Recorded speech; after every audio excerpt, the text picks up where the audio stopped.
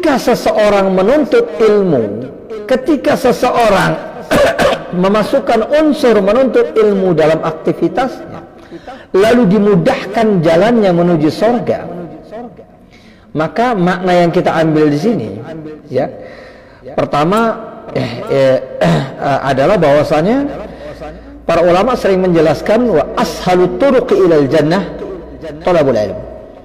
Jalan paling mudah yang bisa mengantarkan kita menuju surga itu memang menuntut ilmu. Nggak ada jalan yang lebih mudah daripada itu. Mungkin orang bisa berkata ada sebagian orang yang ditakdirkan masuk surga hanya karena dia banyak bersedekah. Ibadah-ibadah yang lainnya sedikit, tapi sedekahnya yang banyak. Ada orang yang masuk surga ya karena dia banyak melaksanakan sholat malam. Ada orang yang masuk surga karena dia berpuasa. Ada orang yang masuk surga karena dia sangat gigih dalam menjaga lisannya ya dari perkataan-perkataan yang haram.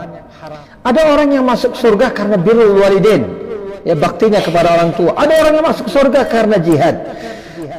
Ada orang yang masuk surga karena banyak menolong orang lain. Dan banyak jalan menuju surga. Banyak hal yang bisa menyebabkan seseorang masuk ke dalam surga. Bahkan seorang wanita lacur di kalangan Bani Israel, ya, baghiyatun min baghaya Bani Israel, masuk ke dalam surga, ya, itu diawali karena dia menolong seekor anjing yang kehausan.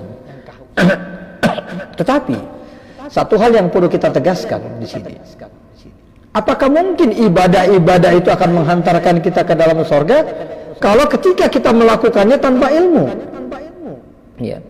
Orang masuk surga karena sholat, mana mungkin kalau sholatnya tidak dilandasi dengan ilmu? Ya. Bagaimana mungkin orang bisa birrul walidain kalau tidak dilandasi dengan ilmu? Bagaimana orang bisa berpuasa, sholat malam kalau tidak dilandasi dengan ilmu?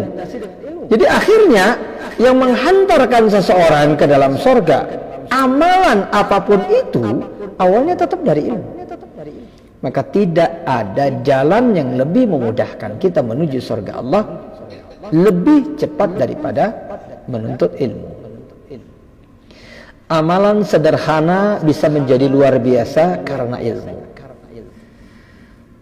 Ya, saya sering menegaskan, seorang yang tidur saja itu bisa beribadah begitu besar ketika didasari oleh ilmu. Dia tidur berniat untuk sholat malam. Dia tidur untuk menjaga lisannya agar tidak ikut bergibah bersama teman-temannya.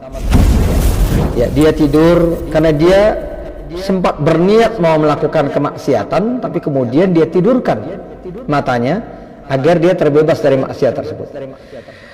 Ada orang yang tertidur karena dia akan berniat setelah bangun dia akan membaca Al-Quran, setelah bangun dia akan belajar, setelah bangun dia akan mengajar, apapun itu.